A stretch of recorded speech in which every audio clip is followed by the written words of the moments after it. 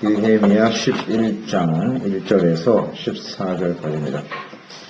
11장 1절에서 14절까지 있습니다.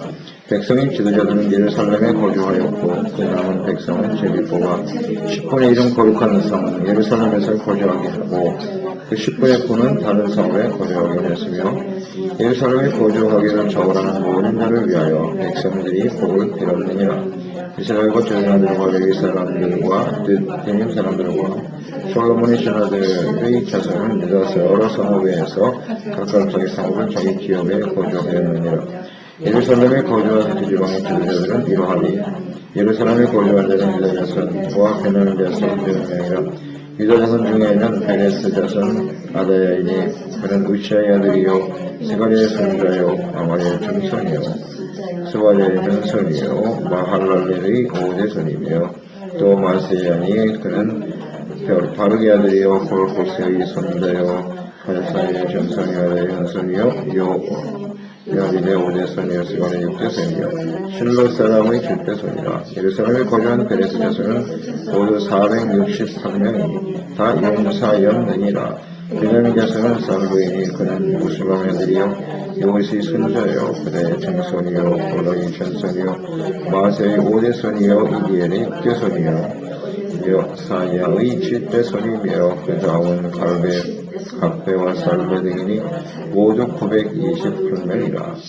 시그리의 아들 요엘이 그들의 감독이 되었고 하스노아의 아들 유다는 버금이 되어 성읍을 다스렸느니라. 제사장 중에는 요한의 아들 여다야와 야긴이며 또 하나님의 전을 맡은 자 스바야니 그는 신기의 아들이요 무술람의 손자여 사도의 증손이요 무라요의 형손이요 아이들의 5대 손이며 또 전에 일하는 사람들의 형제니 모두 820명이며 또 아다야이니 그는 여로함의 아들이요 고라의 손자여 암시의 증손이요 스가랴의 형손이요 하스오의 5대 손이요 밀기의 6대 손이며 또 그 형제의 족장된 자이니 모두 242명이요 또 아모스이니 그는 아시렐의 아들이요 아호시의 손자요 무실라못의 증손이요 인멜의 증손이며 또 그들의 형제의 용사들이니 모두 121명이라. 아버들 위에 모의 아들 섭기에 그들의 감독이 되었느니라. 거룩한 성에 거주하는 사람들, 하나님을 경외하고 주님의 말씀에 순종하기로 생각함으로써 하나님과의 관계가 회복이 되는 것이고요. 예루살렘 성벽이 재건됐다는 것은 하나님의 다스림을 받는 하나님의 나라의 회복입니다. 또 하나님과의 관계 회복뿐만 아니라 무엇보다 중요한 것은 이제 하나님의 백성으로서 회복되는 거죠. 거룩한 하나님의 백성으로 회복되어 정체성 회복입니다. 또 하나님을 바르게 섬길 것이다. 하나님의 백성답게 살겠다라는 서약이죠. 그 서약을 하게 되었습니다. 그런데 예루살렘에 모든 사람들이 다 거주할 수는 없다는 거죠. 예루살렘은 거룩한 성, 하나님의 성전이고 하나님의 곳에 임재하시고 이스라엘을 다스리는 중심이란 말이죠. 거기에 다 거주할 수는 없었다. 예루살렘이 거룩한 성에 거주할 사람들이 결정되었는데요. 백성들을 지도하는 지도자들은 예루살렘에 거주했고, 그 다음 오늘 보니까 제비를 뽑아서 10분의 1은 예루살렘 성에 거주하고 10분의 9는 각각 흩어져서 각자 자신의 성읍에서 살게 되었다. 예루살렘이 하나님의 다스리시는 거룩한 성인데 그것에 모든 사람이 다 살아가기를 사실은 원치 않았던 것 같아요. 당시. 그래서 사람들 중에 뽑았어요. 10분의 1을 제비를 뽑아서 정했다. 제비 뽑기는 언제나 하나님의 뜻이죠. 구약 시대에 하나님의 뜻을 이루는 방법 중에 하나가 제비 뽑기였어요. 제비를 뽑아서 정했다. 예루살렘에 이주하며 살아가는 일은 당시에 그렇게 쉬운 일이 아니었습니다. 이스라엘 백성들이 이제 이주를 해오면서 1차 포로, 2차 포로 귀환들이 이제 돌아오면서 이 성이 재건될 때까지는 많은 시간이 흘렀거든요. 그러니까 그들은 처음에는 예루살렘에 살 수가 없었어요. 예루살렘은 폐허가 되어 있었습니다. 사람이 살 수 없는 곳이에요. 그래서 이주에 온 사람들이 예루살렘에 산 게 아니라 주변에 성읍에 흩어져서 나름대로 자리를 잡고 살아갔다고요. 예루살렘이 이제 건축이 됐어요. 성벽이. 그곳에 와서 살아라. 예루살렘엔 아무것도 없어요. 집도 없고 생계수단도 없고 성전하고 지금 성벽만 이렇게 세워진 거예요. 사실은. 예루살렘을 회복시키 재건하지 못하도록 주변에 있는 사마리아 총독이 그 당시에 유다를 다스리고 있었으니까요. 또 성벽이 재건될 때 그 주변의 방해를 보았죠. 예루살렘을 재건하지 못하게 했어요. 두려워했다고요.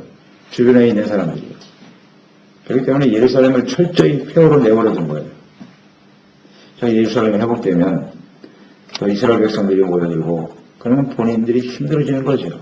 그래서 의도적으로 당시에 이방 지도자들이 예루살렘을 폐허로 내버려뒀단 말이에요. 그러니까 아무도 없어요. 아무것도 없어요. 예루살렘. 그러니까 예루살렘에 살고 싶은 사람이 많지 않다는 얘기입니다. 그래서 제비를 뽑았어요. 제비를 뽑아서 예루살렘에 거하도록 하였더라. 그리고 또 예루살렘에 산다는 것은 예루살렘 성벽을 재건하면서도 경험되어진 바인데요. 주변의 대적들이 끊임없이 공격해오는 거예요.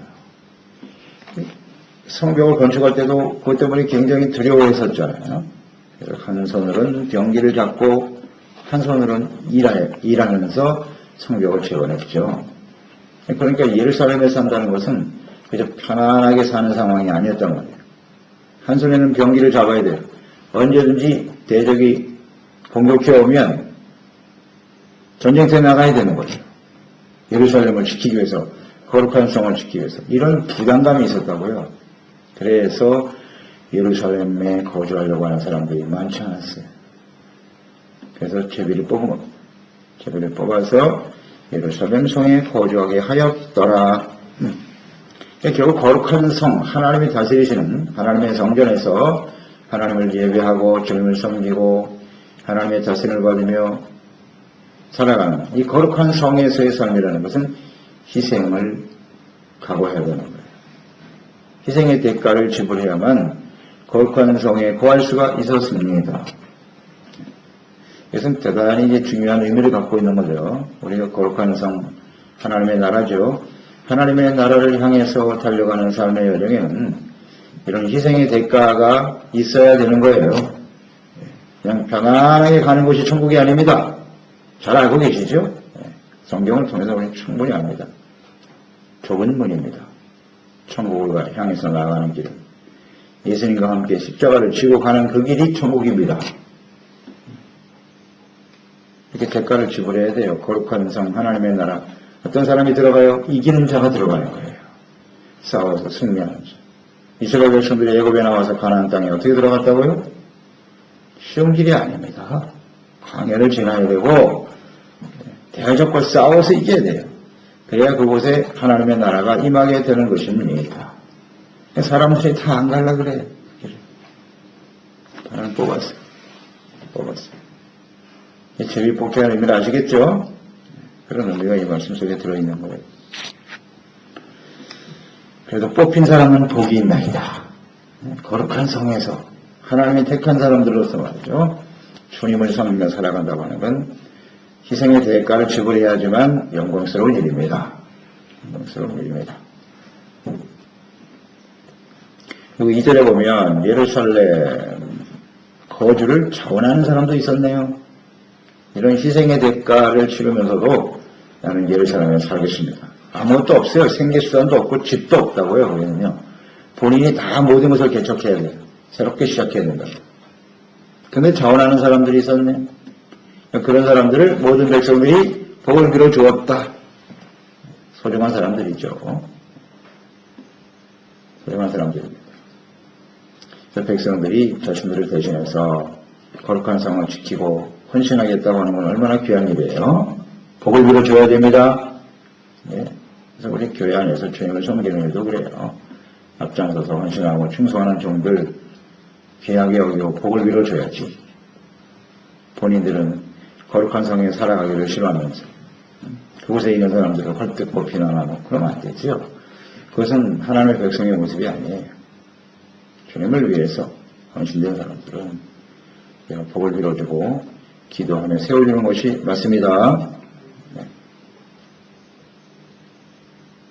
여기 사람들은 어떤 사람들인가? 간단하게 요약되면 세 부류의 사람이 사는 거예요. 거룩한 성에는 지도자들, 그 다음에 하나님이 뽑은 사람들, 그 다음에 자원하는 사람들.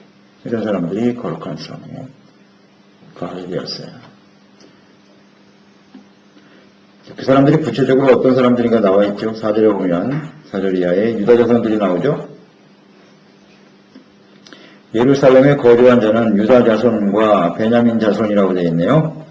유다 자손 중에는 베레스 자손하고 쭉 나오죠. 제비를 뽑은 거예요, 지금요. 제비를 뽑았는데 어디가 뽑혔어요? 유다와 베냐민. 하나님이 제비를 뽑은 거예요. 직접. 택하신 거예요, 그러니까. 근데 왜 하필이면 유다와 베냐민이 뽑혔을까요? 그러니까 결국 우연이 아니라는 걸 알게 되죠. 이스라엘 백성들이 가나안 땅에 들어가서 땅을 분배했죠. 땅을 분배했을 때 예루살렘 성읍이 어느 지파에게 주어졌죠? 유다 지파잖아요. 유다 지파와 베냐민 지파가 오랫동안 역사 속에서 지켜왔어요. 그때 분배를 받았고 그 땅을 끝까지 지켰어요. 두 지파는, 나머지 12지파는 북이스라엘로 넘어갔고 유다와 베냐민만이 예루살렘을 지켰죠. 그러니까 하나님이 그것을 인정하시는 거예요.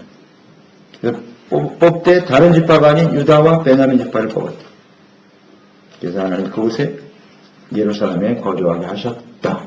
이런 것을 보면 하나님의 언약은 영원하구나. 하나님의 뜻이잖아요.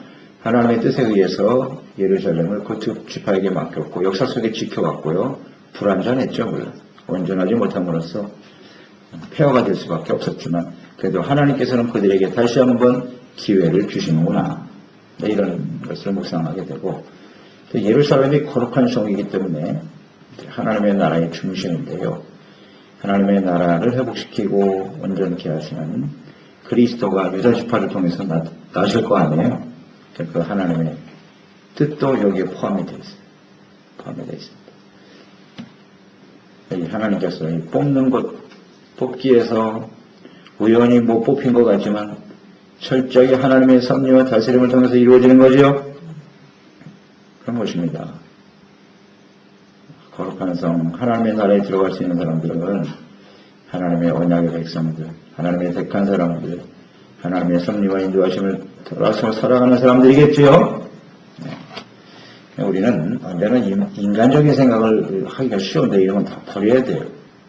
하나님의 나라는 인간적인 노력과 뜻으로 되는 것이 절대 아닙니다. 철저하게 하나님의 섭리와 뜻에 의해서 세워지는 거예요. 그런 면에서 보면 우리가 그리스도인으로 하나님의 자녀로 선택함을 받았다고 하는 것은 대단히 영광스러운 일이고요. 또 이것처럼 우리 인생에 가장 확실한 일은 없어요. 확실한 보장이죠. 하나님이 우리를 택하시고 부르셨으니 앞으로 우리의 생애 동안에도 하나님이 함께 하셔서 하나님의 거룩한 성, 저 천성을 향해서 우리는 나아가게 될 것이다. 이런 확신을 갖게 되는 거죠.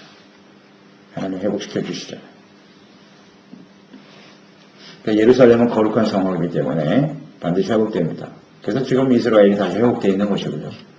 하나님의 언약은 그만큼 영원한 언약이라는 것을 다시 한번 생각하게 되고요. 하나님의 성이 자, 뽑힌 유다 지파 사람들은 어떤 사람들이었나요? 6절에 보니까 예루살렘에 거주한 베레스 자손, 유다 지파 사람들이죠. 468명인데 다 어떤 사람? 용사들이었다. 이렇게 되어 있네요. 용사가 필요하겠죠? 예루살렘을 파수해야 되니까. 시키 사람들은 용사예요. 대적과 싸워서 이길 수 있는 용감한 사람들만 뽑았네, 하나님께서. 그러니까 이게 그냥 우연히 뽑힌 게 아니에요. 하나님이 보시고, 예, 용사들을 유다 지파 중에서 뽑아 세우셨나이다. 정확하죠? 하나님의 섭리에 의해서 뽑히는 겁니다. 그 다음 베냐민 사람들 7절에 나오죠. 베냐민 사람들의 이름이 나오면서 이들은 9절에 보니까 감독이 되었고 유다는 버금이 되어 성읍을 다스렸다 이렇게 되네요. 감독을 삼았네요. 베냐민 사람들은요. 행정적인 책임을 맡아서 성전과 성을 관리하고 이끌어갈 지도자로 삼았더라. 하나님께서 이렇게 감독을 세우고 지도자를 세운다라고 하는 것은요. 하나님이 뽑아서 세운 거란 말이죠. 하나님이 세운 지도자는 언제나 기준이 의로운 거예요. 의롭고 바르게 백성들을 잘 다스리고 관리할 수 있는 사람을 하나님이 뽑으세요. 하나님이 뽑은 사람은 의로운 사람 뽑아요. 언제든지요. 하나님의 나라를 다스리는 사람. 의롭지 못하면 백성들을 바르게 이끌어갈 수가 없죠. 세상에서 지도자를 선택하는 기준과는 아주 틀려요. 하나님은 아주 온전하시죠. 이렇게 바른 사람들을 세워서 백성들을 이끌어가도록 했다. 그러니까 역시 지도자들, 이런 사람들이 하나님의 택함을 받아서 거룩한 성에 거주하게 되네요.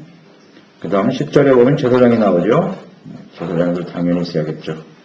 하나님의 성전을 세워야 하니까요. 11절에도 하나님의 전을 맡은 자 이렇게 나와요. 제사장 나오고 하나님의 전을 맡은 자. 여기서 전을 맡은 자라고 하는 것은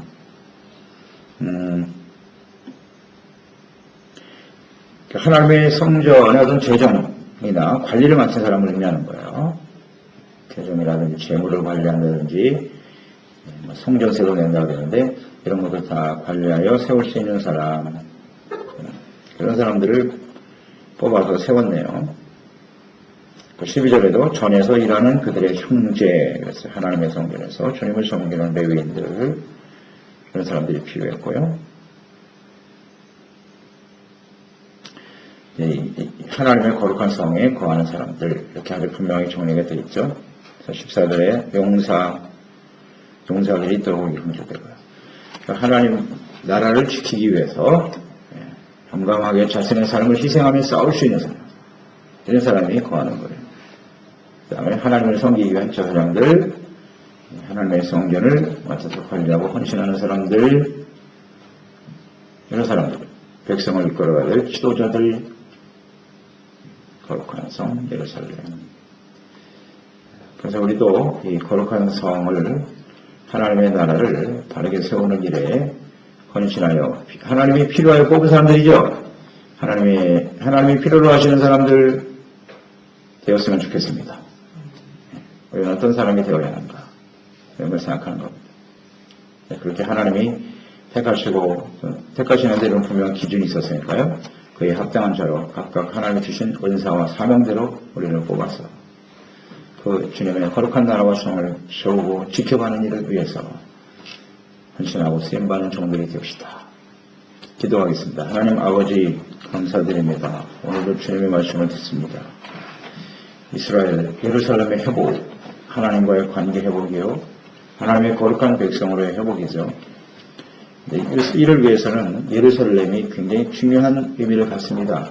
하나님의 성전이 있고 그것이 이스라엘 하나님 나라의 중심이 되어져야 합니다. 하지만 거룩한 성에 거한다고 하는 것은 희생의 대가를 지불해야 돼요.